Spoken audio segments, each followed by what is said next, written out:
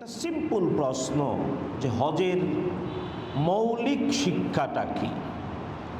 হ্যাঁ, অনেক কিছুই আমরা হয়তো বলি, স্বাভাবিকভাবেও যারা হজে যান তারা এতটুকু বলেন যে হ্যাঁ, হজ মানে ইসলামের পূর্ণতা, ইসলামের পঞ্চম স্তম্ভ, হজ মানে বিশ্ব সম্মেলন, হজ মানে তাওহীদের বিশ্ব সম্মেলন।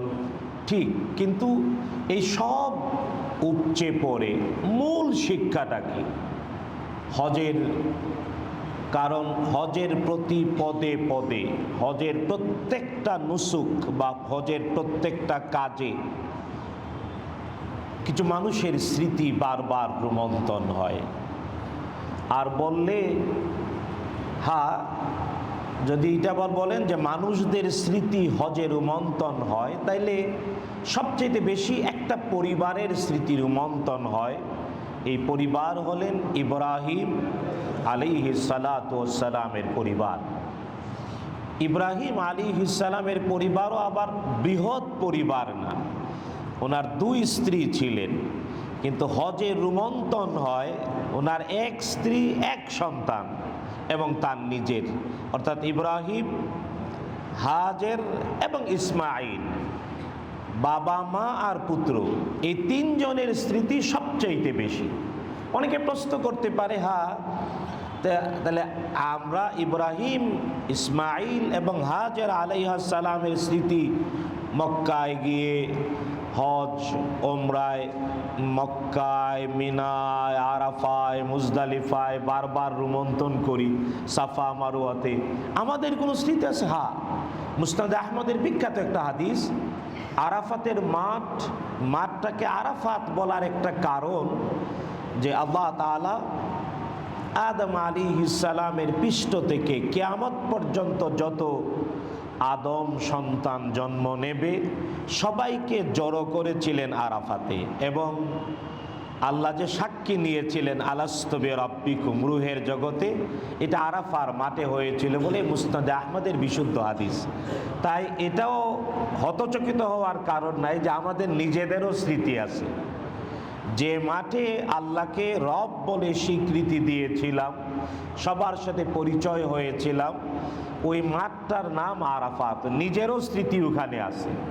তবে হ্যাঁ, মূল কথা হলো হজ মানে আদর্শ পরিবার। হজ মানে আদর্শ পরিবার। হজ মানে আদর্শ পরিবার। হজের মৌলিক শিক্ষা এক কথায় বললে আদর্শ পরিবার। আর পরিবার মানে স্বামী স্ত্রী সন্তান, স্বামী স্ত্রী সন্তান। তাই হজে প্রতি বছর লক্ষ লক্ষ মানুষ সারা পৃথিবী থেকে আসে একটা আদর্শ পরিবার এর স্মৃতি রোমন্থনের জন্যে, নিজেদের স্মৃতি রোমন্থনের জন্যে। উদ্দেশ্য কি? হাজির বিপরীত হওয়া। উদ্দেশ্য কি? আদর্শ পরিবার হওয়া। কি হওয়া? জেনে রাখবেন, ইসলাম চিরন্তন, কিয়ামত পর্যন্ত এর অস্তিত্ব থাকবে, কারণ ইসলামের মূল হলো পরিবার। ইসলামের মূল কি? ইসলামের মূল কি? পৃথিবীতে অনেক মত, পথ, আদর্শ, ধর্ম হারিয়ে যাচ্ছে। কেন হারিয়ে যাচ্ছে? যারা পরিবারকে গুরুত্ব দেয়। আসল হলো পরিবার, স্বামী স্ত্রী সন্তান, হ্যাঁ, বাবা মা ভাই বোন সব মিলাইয়া বড় পরিবার। এই পরিবার যার আদর্শ হইল আসল মানুষ, ভালো মানুষ, সেই হজে যাবে, হজ থেকে সেই ফিরবে আদর্শ পরিবার নিয়ে। আর যার পরিবার আদর্শ না, ও আকাশের নিচে জমিনের উপরে বেঁচে থাকা, আল্লাহর ভাষায় ইতর প্রাণীর চেয়েও নিকৃষ্ট। এই যে আমরা বললাম তিনজন, বাবা মা আর পুত্র, ইব্রাহিম, হাজের, স্বামী স্ত্রী, বাবা মা আর ইসমাইল, এই তিনজনের স্মৃতি, এদের জীবন জানা উচিত। তারা যে আদর্শ কিয়ামত পর্যন্ত, তারা সোনার চামচ মুখে নিয়ে জন্ম নিয়ে একেবারে পবিত্র পরিবেশে সবসময় ছিলেন না। এত চড়াই উতরাই, এত কঠিন পরীক্ষা মুখোমুখি হতে হয়েছে, পরীক্ষা দিয়ে উত্তীর্ণ হয়েছে।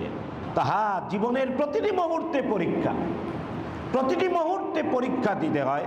আর ইব্রাহিম, ইসমাইল এবং হাজেরা আলাইহিস সালাম তাদের জীবনের পরীক্ষা আমরা কল্পনাও করতে, কিন্তু তারা ওই সকল পরীক্ষায় উত্তীর্ণ হয়ে আদর্শ। তার মানে আপনি আমাকেও পরীক্ষার মুখোমুখি হওয়ার প্রস্তুতি নিতে এবং পরীক্ষায় ফেল করা, বিজয়ী এই আগ্রহ আসেনি। তাই হজে যাওয়া, হজের আগ্রহ, হজের শিক্ষা মূল হলো আদর্শ পরিবার, নিজেকে আদর্শ করা। দেখুন ইব্রাহিম আলাইহিস সালাতু ওয়াস সালাম, আল্লাহ তাআলা আল কোরআন আল কারীমে তাকে পরিচয় করিয়েছেন। আমরা সবাই ইব্রাহিম আলাইহিস সালামের মর্যাদা, ফজিলত সবাই জানি, কারণ আমাদের নামাজ হয় না ইব্রাহিমের নামটা না নিলে। কারণ নামাজ ফরজ হওয়ার সময়ে মেরাজে মুহাম্মদুর রাসূলুল্লাহ সাল্লাল্লাহু আলাইহি ওয়াসাল্লাম সাত আকাশের উপরে ফেরেশতাদের কাবার পাশে সাক্ষাৎ পেয়েছেন ইব্রাহিম আলাইহিস সালামের, এবং রাসূলুল্লাহ সাল্লাল্লাহু আলাইহি ওয়াসাল্লামকে স্বাগতম জানিয়েছেন। নবীজি বলছেন আমার চেহারা তার মতোই, নবীজি বলছেন আমার চেহারাটা তার মতোই। ইব্রাহিম আলাইহিস সালাম পরে বিশ্বনবীকে বলছেন, হে আমার পুত্র, হে শেষ জামানার নবী, সুসংবাদ, তবে তোমার উম্মতকেও আমার পক্ষ থেকে সালাম দিও। সুবহানাল্লাহ বললেন না? সাত আকাশে 9 জনের সাথে দেখা হয়েছে। মুসা আলাইহিস সালাম অনেক সাহায্য করেছেন, আমরা মুসার প্রতি কৃতজ্ঞ, কিন্তু মুসা আমাদের সালাম দেন নাই। ইব্রাহিম মুসলিম মিল্লাতের পিতা, মিল্লাতা আবিকুম ইব্রাহিম, মুসলিম মিল্লাতের পিতা, এই জন্য সন্তান ভুলে নাই। পিতা তো বাপ, আদর্শ বাপ তাকেই বলে যে কখনো সন্তানের কথা ভুলে যায় না। ইব্রাহিম আলাইহিস সালাম সাত আকাশের উপরে বাইতুল মামুর মসজিদের পাশে দাঁড়িয়ে মুহাম্মদুর রাসূলুল্লাহ সাল্লাল্লাহু আলাইহি ওয়াসাল্লামের মাধ্যমে আমাদেরকে সালাম পাঠিয়েছেন। এর জবাব আমরা দেই। সালাম দেওয়া সুন্নত, জবাব দেওয়া মুফতি দিকে সবাই এখন, হ্যাঁ, সালাম দেওয়া আর জবাব দেয়া। এই জন্য ইব্রাহিম আলাইহিস সালাম তার নাম সহ দুরুদে না বললে নামাজ হবে, নামাজেরও ওয়াজিব, জবাবেরও ওয়াজিব। তো ইব্রাহিম আলাইহিস সালাম তার জীবন যদি দেখেন, দেখুন তার অনেক ঘটনা, আল কোরআন আল কারীমে প্রায় 70 বারের উপরে তার নাম আসছে। ইব্রাহিম আলাইহিস সালাতু সালাম। কিন্তু তার জন্ম কোথায়? তার জন্ম বর্তমান তুরস্কের উরফা শহরে। বর্তমান তুরস্কের উরফা, এখন বলে শানলি উরফা। আমি 2017-তে গিয়েছিলাম। ইব্রাহিম আলাইহিস সালাতু সালাম জন্ম নেওয়ার আগে যেমন মুসা আলাইহিস সালাম, তার ব্যাপারে আপনারা সবাই জানেন, মুসার জন্মের আগে ফেরাউন রাজকীয় ফরমান জারি করলো, পুত্র হলে জবাই, কন্যা হলে জীবিত, এবং গণকরা বলে দিল কোন বছরে জন্ম নিতে পারে মুসা, এই জন্যে ওই বছরে পুত্র জবাই করতে হবে। হারুন, তার ব্যাপারে গণকরা পায় না, এই জন্য হারুন মুসা ইসলামের বড় ভাই, তিনি আগে জন্ম নিলেন, পুত্র জবাই করার রাজকীয় ফরমান ছিল না। কিন্তু মুসা আলাইহিস সালাম, এটা আপনারা সবাই জানেন। কিন্তু ইব্রাহিম আলাইহিস সালাতু সালাম তার সময়ে রাজ ক্ষমতায় যে ছিল, তার নাম বাংলায় কয় নমরুদ, আসল উচ্চারণ নমরুজ, আসল উচ্চারণ নমরুজ। নমরুজ হলো আসল উচ্চারণ, বাংলায় এসে দ হয়ে গেছে বুরকাজ্য, নমরুদ।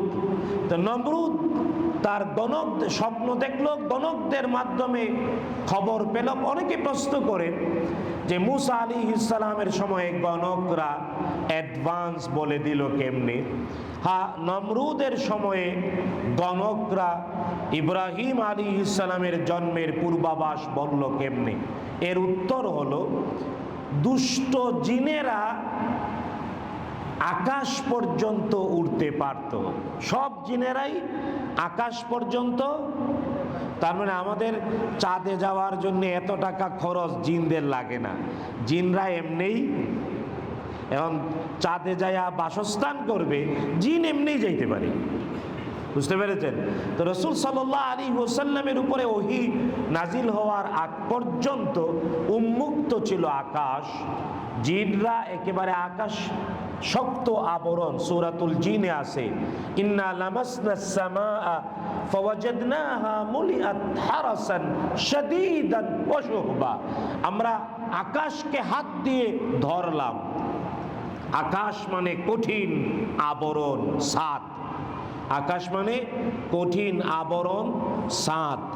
তো জিনরা ওই আকাশ পর্যন্ত পৌঁছাতে পারত, কান লাগাইয়া শুনতো ফেরেশতাদের কথাবার্তা, আর এগুলা থেকে আন্দাজ করে করে এসে কথা বলতো। এই জন্যে ওই মূসা আলাইহিস সালামের জন্ম, ইব্রাহিম আলাইহিস সালামের জন্মের ব্যাপারে ওই সময়ে গণকরা বলতো। কিন্তু মুহাম্মদুর রাসূলুল্লাহ সাল্লাল্লাহু আলাইহি ওয়াসাল্লামের উপরে ওহী নাজিল হওয়ার পর থেকে ওরা আর আকাশে উঠতে, মানে একেবারে গোপন সংবাদ, এমনি তো উঠতেই পারে, ওদের ডানা আছে, যেতে পারে, কিন্তু একেবারে আকাশ পর্যন্ত কান লাগাইয়া কথা শুনতে আর পারে না। কারণ যখনই তারা গোপন সংবাদ আরোহণের জন্য আকাশ ছুঁতে চায়, ফেরেশতাদের কথা শুনতে চায়, তখন উল্কা পিণ্ড, আপনারা কোন উল্কা পিণ্ড, আল্লাহ বলছেন ফাআতবা ইল্লা মান খাতিফাল খাতফাতা ফাআতবাহু শিহাবুন সাকিব। যেই গোপন সংবাদ শোনার আগ্রহে আকাশের দিকে উঠতে চায়, জ্বলন্ত আগুনের টুকরা তার দিকে বুলেট মারে ফেরেশতারা। এই জন্য উল্কাপিণ্ড মানে আকাশের নিরাপত্তায় নিয়োজিত ফেরেশতারা মারে উল্কা। বুঝতে পেরেছেন? যদিও গ্রহাণু আছে, অনেক গ্রহ থেকে খণ্ডিত অংশ মহাশূন্যে ঘুরে।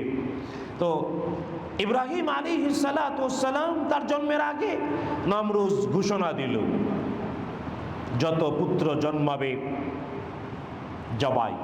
ইব্রাহিম আলাইহিস সালাতু ওয়াস সালামের মা তাকে গুহার ভিতরে জন্ম দিলেন। এই গুহাটা আজও আছে। ইস্তাম্বুল থেকে 2 ঘন্টার ফ্লাইটে যেতে হয় শানলি উরফা। ইব্রাহিম আলাইহিস সালাতু ওয়াস সালামের আম্মা তাকে গুহার ভিতরে জন্ম দিলেন এবং 5 থেকে 6 বছর তিনি গুহায় লুকায়িত থাকলেন, গুহায় লুকায়িত থাকলেন। আর এই সময়ে তার মা 2 বছর পর্যন্ত দুধ পান করিয়েছেন। তো মা তো আর সব সময় যেতে পারতো না, লুকানো তো বড় পাহারার ভিত্তিতে, যাতে গোয়েন্দা না দেখে সংবাদ প্রকাশ না হয়, এইভাবে মা যেতেন। ইবনে কাসির বর্ণনা করেছেন বিশুদ্ধ হাদিস, রাসূলুল্লাহ সাল্লাল্লাহু আলাইহি ওয়াসাল্লাম বলেছেন ইব্রাহিম আলাইহিস সালাম তার ডান হাতের 4টা আঙ্গুল চুষতেন। গুহায় থাকা অবস্থায় ইব্রাহিম আলাইহিস সালাম তার ডান হাতের 4টা আঙ্গুল চুষলে 4 প্রকার খাবার পেতেন। একটাতে পানি, একটাতে মধু, একটাতে দুধ, আর একটাতে তার মহৌষধ সঞ্জীবনী সুধা। ইব্রাহিম আলাইহিস সালাম তা পান নাই, কারণ তাকে গুহার ভিতরে, এই জন্যে একটা ছিল ঔষধ, একটা ছিল মধু, একটা ছিল দুধ, আর একটা ছিল পানি। 4 আঙ্গুল চুষতেন। হ্যাঁ, তার মানে তার জন্মের সময়ই আটকে দেওয়ার প্রতিরোধ বাস্তবতা ছিল, আদর্শ। কিন্তু তার জন্ম আপনার আমার মতো আনন্দের না। তো কিন্তু ইব্রাহিম আলাইহিস সালাম আদর্শ কিয়ামত পর্যন্ত। কিন্তু তার জন্মের পরে উৎসব তার পরিবার করতে পারে। শুধু তাই না, তিনি, তার কাছে কোনো নবী আসেন নাই। ইব্রাহিম আলাইহিস সালাম তার কাছে কোনো নবী আসেন নাই। তিনি তার সুস্থ বিবেক দিয়ে খুঁজে পেয়েছেন কাকে? আল্লাহ। কোরআনে কারীমে আল্লাহ তুলে ধরেছেন। আমরাও নামাজ জীবন্ত করার জন্যে ইব্রাহিমের দোয়াটা পড়ি। কখন পড়েছেন? তার আকল সালিম, সুস্থ বিবেকে স্রষ্টার পরিচয় পেয়ে। কারণ ইব্রাহিম তিনি রাতের আকাশের দিকে তাকালেন, রবের খুঁজে দেখলেন তারকা মিটিমিটি জ্বলে, বলেন এটা আমার রব। কিন্তু না, সকাল হলো, তারা হারিয়ে গেল। বলেন না না, আমার রব তো হারিয়ে যেতে। তারপরে পূর্ণিমার চাঁদ দেখলেন, বলেন এটা আমার রব। কিন্তু দেখলেন না, পূর্ণিমার চাঁদও সূর্যের উদয়ের পরে আরো চিন্তা করতে লাগলেন। সকালে পূবের আকাশে সূর্যকে দেখলেন, ফালাম্মা রাআশ শামসা বাযিগাতান ক্বালা হাযা রাব্বি হাযা আকবার, বলেন এটা আমার রব, এটা অনেক বড়। কিন্তু দেখলেন না, দুপুর গড়িয়ে এই সূর্য পশ্চিম আকাশে ঢলে পড়ল, নিস্তেজ হতে শুরু করলো, সন্ধ্যায় হারিয়ে গেল। বললেন না, ইয়া কওমি ইন্নী বারিউম মিম্মা তুশরিকুন, হে সম্প্রদায়, কারণ তার সম্প্রদায়ের চাঁদের, তারকার, সূর্যের বন্দিগি করত, ইবাদত করত। তিনি বলেন না, হে আমার সম্প্রদায়, তোমরা যার বন্দিগি করো আমি তার থেকে মুক্ত। এবার ঘোষণা দিলেন, ইন্নী ওয়াজ্জাহতু, পড়েন, ইন্নী ওয়াজ্জাহতু ওয়াজহিয়া লিল্লাযী ফাতারাস সামাওয়াতি ওয়াল আরদা হানিফা ওয়া মা আনা মিনাল মুশরিকিন।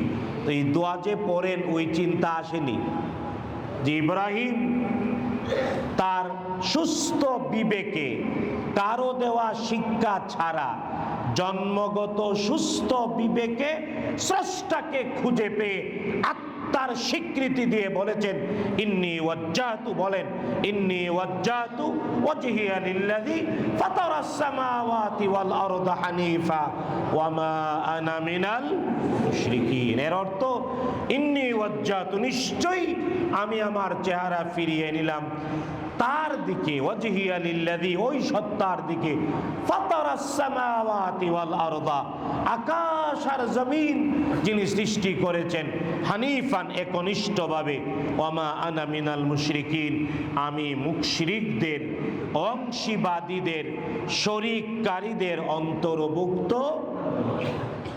এটা নামাজকে জীবন্ত করে, ওই চেতনা, খালি এমনি নিয়ত লিবাতাস সামাওয়াতি ওয়াল আরদা না, ওই চেতনাটা নিয়ে, অনুভূতি নিয়ে ইব্রাহিমই ঈমান ধারণ করে নামাজের শুরুতে পড়লে নামাজটা জীবন্ত হবে, নাইলে ওই নামাজে কাম হবে না, মরা নামাজে কাম।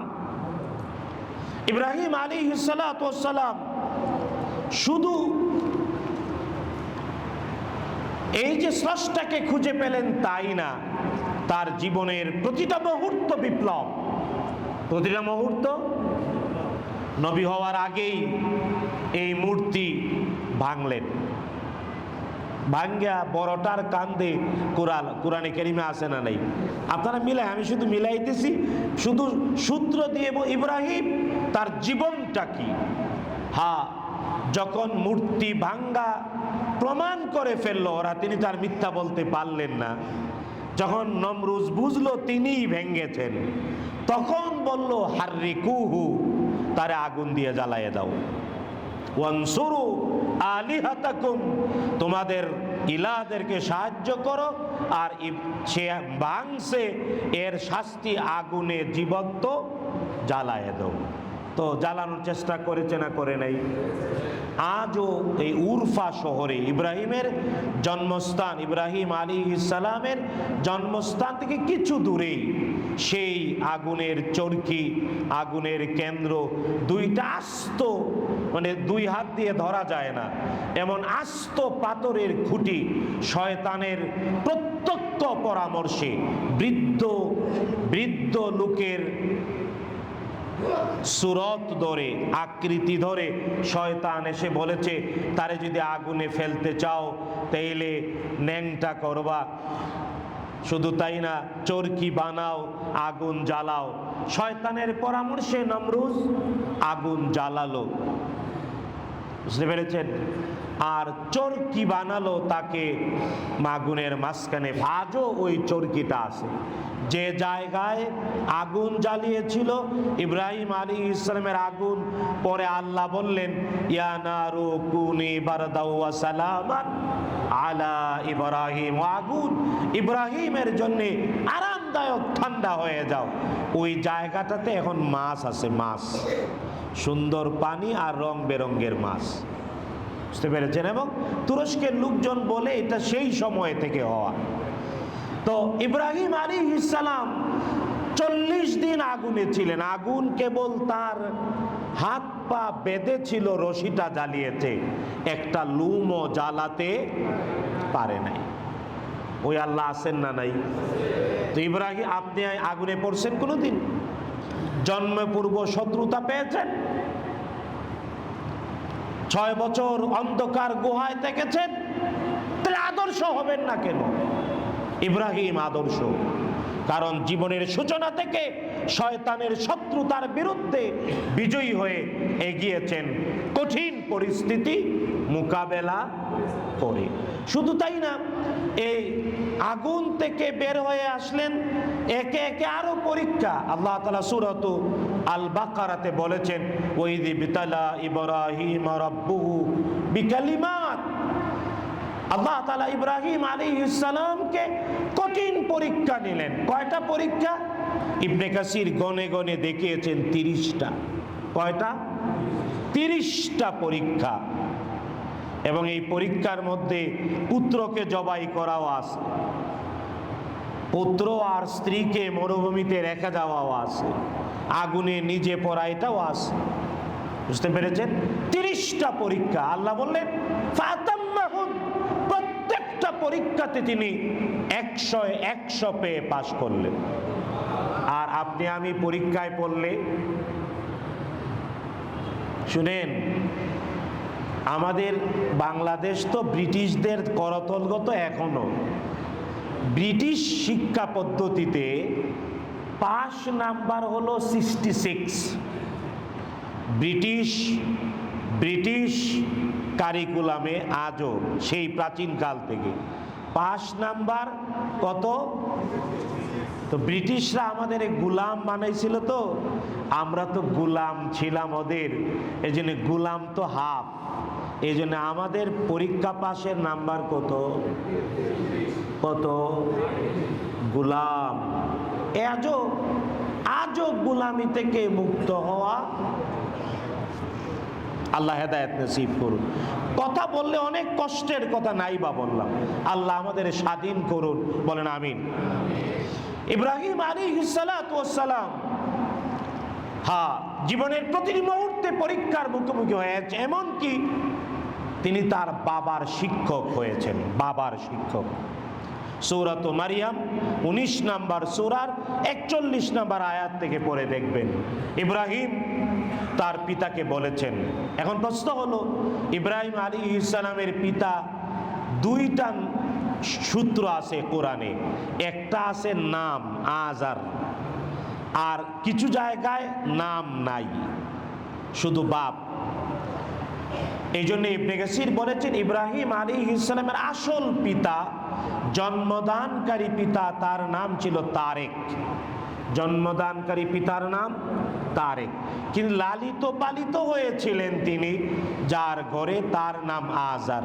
তার নাম তো ইব্রাহিম আলাইহিস সালাম তার পিতার শিক্ষক বলেছেন ইয়া আবাতি ইন্নী ক্বাদ জাআনি মিনাল ইলম মা লাম ইয়াতিকা ফাত্তাবি'নি আহদিকা সিরাতান সাবিয়্যা।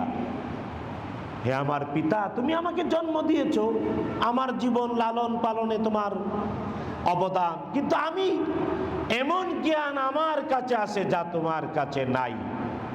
তুমি আমার অনুসরণ করো, সঠিক পথ দেখিয়ে দেব। তার নাম ইব্রাহিম। আদর্শ। এই জন্যে আপনারা বাপরে শিখাইছেন, বলতে পারেন কেউ 1-2 কলম? যে সন্তান তার পিতাকে শিখায় সে হলো আদর্শ। আর যে বাবা নিজের সন্তানের কাছ থেকে শিক্ষা গ্রহণ করে সেও আদর্শ। যে গ্রহণ করে না ও আজরের মতো। আজর গ্রহণ করে নাই। ইব্রাহিম যখন বলেছেন, পরে দেখবেন বলেছে, ইব্রাহিম লা ইল্লাম তাদহি লা আরজুমান্নাক ওয়াহজুরনি মালিয়া। ইব্রাহিম, তুমি যা বলছো যদি না থামো তাহলে কিন্তু রজম করব, রজম, বেত্রাঘাত করব, আর তোমাকে চিরতরে তেজ্য পুত্র করে দেব। কিন্তু এরপরেও ইব্রাহিম থামেন। ইব্রাহিম আদর্শ, কারণ তিনি তার বাবার শিক্ষক হয়ে আবির্ভূত হয়েছেন, কিন্তু তার বাবার কপালে নাই পুত্রের শিক্ষা গ্রহণ করতে, এই জন্য আদর্শ হতে পারে নাই। ইব্রাহিম আলাইহিস সালাম তার জীবনের কঠিন পরীক্ষা, কিন্তু সব পরীক্ষায় উত্তীর্ণ হওয়ার কারণে তিনি আদর্শ। আপনার জীবনে কয়টা পরীক্ষা দিয়েছেন? কয়বার পাশ করেছেন? হজ করে যে হাজী সাহেব হতে চান? অবশ্যই নিজের জীবনের পরীক্ষাকেও দেখতে হবে, অবশ্যই উত্তীর্ণ হওয়ার বুকের পাটা তৈরি করতে। দেখুন, হাজেরা আলাইহিস সালাম, এই নারী, তার জীবনের ছিলেন রাজকন্যা। কি ছিলেন? হাজের কি ছিলেন? রাজকন্যা। এবং বিদায়া ওয়ান নিহায়া লিখেছেন ইবনে কাসির, ইব্রাহিম আলাইহিস সালামের দুইজন স্ত্রী, দুইজনই বিশ্ব সুন্দরী ছিলেন। কারণ খালি চেহারার সৌন্দর্য দিয়ে না, বংশ গৌরব, মর্যাদা, শিক্ষাগত যোগ্যতা, বুদ্ধিমত্তা, সবকিছু দিয়ে। আর সারা আলাইহিস সালাম, তিনি রাজকন্যা ছিলেন না, কিন্তু হাজের ছিলেন রাজকন্যা। কি ছিলেন? এই ইতিহাস বুখারী মুসলিমে বিশুদ্ধ সনদে বর্ণিত হাদিস। ইব্রাহিম আলাইহিস সালাতু ওয়াস সালাম, তিনি নমরুজের আগুন থেকে মুক্ত হলেন, হেসে হেসে বের হলেন। আর নমরুজ তার পরিষদ শুদ্ধ, আমগো দেশে কয় ল্যাংরা মশায়, এটা হলো ইসরায়েলি বর্ণনা, মিথ্যা কথা। আসল কথা হলো, নমরুজ যখন দেখলো আগুনের ভিতরে ইব্রাহিম কে স্বাভাবিক, তো কইল, আগুন তোরে এত সেজদা করি, এত ঘি ঢাইলা জ্বালাইলাম, এত লাকড়ি দিলাম, আমার শত্রু চিনস না। তখন আগুনের ফুলকি এসে নমরুজের সভাসদ যেখানে বসা ছিল এখানে পড়ল। ওই আগুনে নমরুদ সুদ্ধা তার মন্ত্রী পরিষদ জুইল্লা মরল। যে আগুনে ইব্রাহিম আলাইহিস সালাম জ্বালাইতে চেয়েছিল, ওই আগুনে জ্বলে মরেছিল নমরুদ। এটা হলো বিশুদ্ধ বর্ণনা। ইব্রাহিম আলাইহিস সালাম বের হলেন। হ্যাঁ, তখন এরপরে লোকজন তো স্বাভাবিকভাবেই, তিনি যখন আগুন থেকে জীবিত বের হলেন, নমরুজ ধ্বংস হয়ে গেল আগুনে পুড়ে, তখন সবাই তাকে আনুগত্য করলো, তাওহীদ মানলো। তখন তিনি বিয়ে করলেন সারা আলাইহিস সালামকে। রওনা দিলেন ফিলিস্তিনের দিকে। কোন দিকে? ফিলিস্তিন, মসজিদুল আকসার, ওই পবিত্র হারামের দিকে। প্রতিমধ্যে এক জালেম শাসক এর রাজ্য অতিক্রম করা লাগে। ওই জালেম শাসকের অভ্যাস ছিল সুন্দরী নারী পাইলে ব্যভিচার করত। তার গোয়েন্দা খবর দিল ইব্রাহিম যাচ্ছে, তার স্ত্রী বিশ্ব সুন্দরী। আর এই খবর পাওয়ার পরে সে বলল, আটকাও, আটকাও। তখন ইব্রাহিম এবং সারা আলাইহিস সালামকে বন্দী করল। বুখারী মুসলিমের হাদিস, বিশুদ্ধ হাদিস। তো বন্দী করার পরে জিজ্ঞেস করলো, কারণ স্বামী স্ত্রী পরিচয় দিলে স্বামীকে হত্যা করে ফেলত। তো ইব্রাহিম এবং সারা আলাইহিস সালাম পরামর্শ করলেন, দেখো তুমি আমার বোন, আমি তোমার ভাই, এটা বলবো। আর আসলে ভাই বোন না, ভাই বোন না। ইব্রাহিম এবং সারা আলাইহিস সালাম বললেন, পরিচয় বললে বলবো ভাই বোন। তো ইব্রাহিমের সঙ্গে বন্দি করে আলাদা নিয়ে গেল, সারাকে বন্দি করে নিয়ে গেল। তো বন্দি যখন করলো, সারা আলাইহিস সালাম বললেন, আমাকে অজুর পানি দাও। তো সারা আলাইহিস সালাম অজু করলেন। কি করলেন? অজু করে 2 রাকাত নামাজ পড়লেন ওই শরীয়তে। নামাজ পড়ে একটা দোয়া করলেন। কি দোয়া করলেন? একটা দোয়া, বুখারী মুসলিমের হাদিস। সাহারা বললেন, আল্লাহুম্মা ইন কুনতু আমানতু বিকা ওয়া বিরাসূলিক ফালা তুসাল্লিত আলাইয়া যালিম। এই দোয়া সাহারা যখন এই দোয়া করলেন, এই জালেম আসছে তার সাথে বেবিচার করতে। যখনই কাছে যায়, মৃগী বেমার বুঝেন, হাত পা কাঁপতে কাঁপতে চিৎপটাক। তো প্রথমবার হলো যখন সে মৃগী অসুস্থতায় কেঁপে পড়ে গেল, কয় তোমার ক্ষতি করব না, আমারে ভালো করে দাও। তো তিনি সারা দোয়া করলেন, আল্লাহ দোয়া কবুল করলেন, সুস্থ হলো। কিন্তু চুর না শুনে ধর্মের, অসভ্য না শুনে ধর্মের কাজ। দ্বিতীয়বার আবার আসলো, আরেকদিন তিনি দোয়া করলেন, আবার কেঁপে পড়ে গেল। এইভাবে 1 দিন 2 দিন না 4 দিন, চতুর্থ দিনেও যখন মৃগী বেমারে। এই জন্য এই দোয়াটা মহৌষধ। কেউ আপনার চরিত্র হরণ করতে চায়, আপনার সাথে অন্যায় করতে চায়, আপনার ব্যক্তি চরিত্রকে কলুষিত করতে, এই দোয়াটা পড়বেন, দেখবেন আগুনের সাইজ হয়, মৃগী বেমারে ধরবে। প্রমাণিত। সারা আলাইহিস সালাম এই দোয়া পড়লেন, কিচ্ছু ধরতেই পারল না। তখন কয়, না না, এটা মানুষ না, এটা ফেরেশতা। এটা কি? মানুষ না, ফেরেশতা। তাই ফেরেশতার খেদমতে এর আপন বোনকে দিল। এর আপন বোনের নাম হাজের আলাইহিস সালাম। জালেম শাসকের আপন বোন, রাজকন্যা সারা হাজেরা আলাইহিস সালাম সারার সাথে। এই জন্য ইহুদিরা হাজের ইসমাইল ইসলামের মারে কয় দাসী। ইহুদিরা কি বলে? কিন্তু আসলে দাসী হিসেবে না, এটা ছিল সে এস্টনিস্ট হয়ে, বিদিক হয়ে নিজের পাপের প্রায়শ্চিত্ত করতে আপন বোনকে দিয়েছে।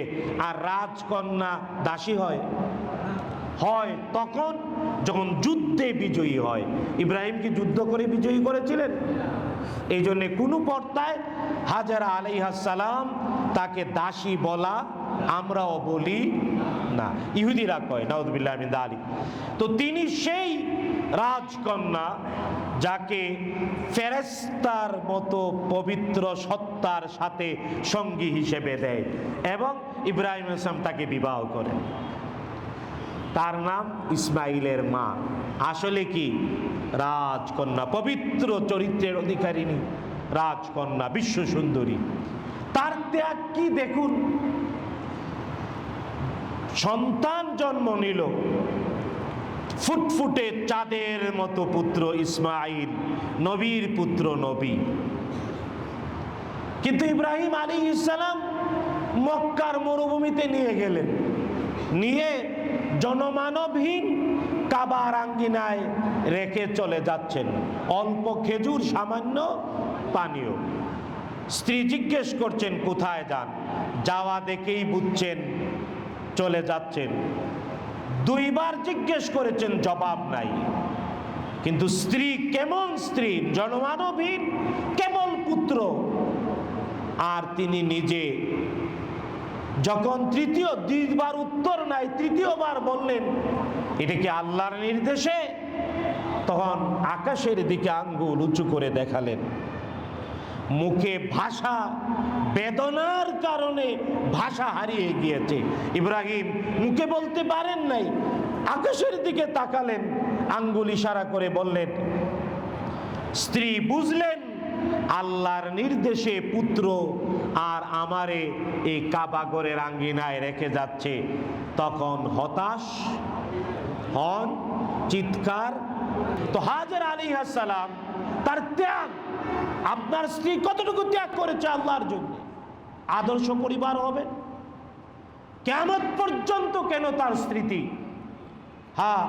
পুত্রের আর নিজের খাবার শেষ, পানি শেষ, পানির জন্য দৌড়াদৌড়ি করলেন।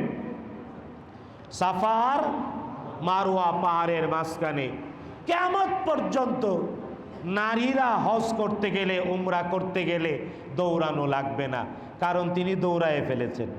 কিন্তু আমরা যারা পুরুষ কি অনেক ঘুমাই থাকেন না, অনেক খুব আনন্দের সাথে গান গেয়ে হাঁটেন নাকি? না, কাফারা দেন। বাবা দৌড়ায় নাই, আমরা সন্তান কিয়ামত পর্যন্ত কি দৌড়াতে। ইসমাঈল কে? তিনি যার পায়ের আঘাতে জমজম হয়েছে। কি হয়েছে? শুধু তাই না, ইসমাঈল আদর্শ সন্তান, কারণ বাবা তাকে দুগ্ধপুষ্য শিশু কাবার পাশে রেখে চলে গেছেন। যখন হাঁটাহাঁটির বয়স, দৌড়াদৌড়ির সূরাতুস সাফাত পড়ে দেখবেন, ফালাম্মা বালাগা মা'হু সা'য়া, দৌড়াদৌড়ির বয়সে পৌঁছেছে, বাবার খবর নাই এতদিন, এখন এসে কয় ইন্নী রাআইতু ফিল মানামি আন্নী আযবাহুক, হে আমার ছোট্ট 10-11 বছরের কিশোর বাচ্চা, আমি দেখেছি তোমাকে জবেও করি। ইসমাঈল আলাইহিস বলেছেন, ইয়া আবাতি ফাল মা তুমার, হে আমার পিতা তুমি যা আদিষ্ট হয়েছো তা করো। সাতাজিদুনি ইনশাআল্লাহু মিনাস সাবিরিন, অবশ্যই আমাকে ধৈর্যশীল পাবা। এর নাম ইসমাঈল। এর জন্য আদর্শ, বাবার আনুগত্য করেছে, আল্লাহরও আনুগত্য। শুধু তাই না, আপনারা কইতে পারেন এটা তো কিশোর। সে শুনেন, একটা উদাহরণ দিয়ে শেষ করি।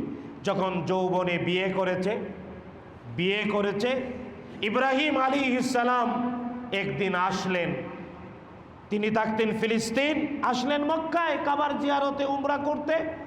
ছেলের বাড়িতে যাইয়া জিজ্ঞেস করলেন কোথায়। ছেলের বউ বলল শিকারে। বলেন কি খাও তোমরা? মহিলা অনেক উল্টা পাল্টা কইল।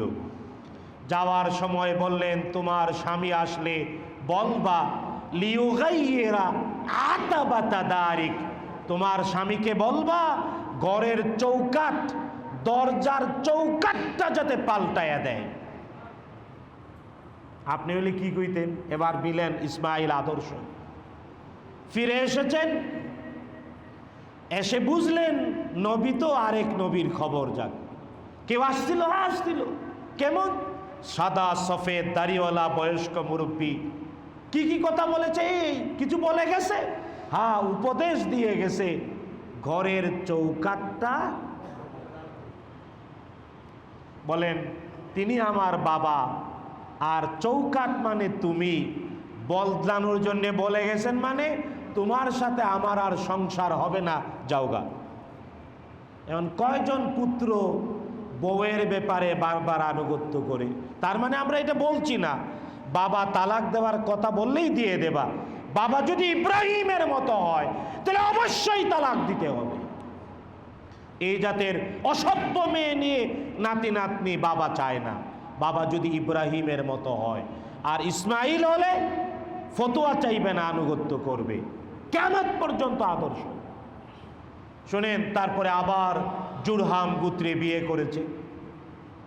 আবার এসেছেন বাবা, এসে প্রশ্ন করেছে কেমন আছো, কি করো, কি খাও। ওই বাসল নারী, ভবিষ্যতের নবীর মা, নারীটা ভালো, মূলটা ভালো, তাই ওয়েলকাম করেছে, বসতে বলেছে, আদর করে কথা বলেছে। বসুন, আমার স্বামী আসলে আমরা যা খাই আলহামদুলিল্লাহ। তিনি শিকারে বলেছে না আমি চলে যাই, আসলে পরে বলো। উপদেশ দিয়ে গেছে ঘরের চৌকাটটা যত্ন করে রাখতে। সুবহানাল্লাহ কইলেন না তো? মনে হয় আপনাকে ঘরে চৌকাট নাই মনে হয় না? না উলু খাইয়ে ফেলেছে? হ্যাঁ, চৌকাট স্ত্রী, ঘরের সিংহ দরওয়াজার চৌকাট, যা নিরাপত্তা রক্ষা করে। ইব্রাহিম আলাইহিস সালাম ফিরে এলেন, বলেন কেউ আসছিল? বলে হ্যাঁ, উপদেশ দিয়ে গেছে। হ্যাঁ, কি উপদেশ? চৌকাটটা যাতে আপনি যত্ন করে রাখেন। বলেন হ্যাঁ, চৌকাট মানে তুমি। আমার বাবা তিনি নবী ইব্রাহিম, আর তিনি বলেছেন তোমাকে যত্ন করতে। এই যে আদর্শ, ইব্রাহিম, হাজের আর ইসমাইল, তাদের আদর্শের স্মৃতি প্রতি পদে পদে এর নাম হজ। যে হজ করলো, উমরা করলো, নিজের সংসারে ইব্রাহিম, হাজের, ইসমাইলের আদর্শ সেট করতে পারলো না, ওর নাম হাজি না, এর নাম জুরে কন, এর নাম পাজি। অনেক আছে, হাজির সংখ্যা কম। আল্লাহ আদর্শ হাজি হওয়ার তৌফিক আমাদেরকে দান করুন, বলেন আমিন। হাদা মা ইনদি ওয়াল ইলমু ইনদাল্লাহ আলাইহি তাওয়াক্কালতু।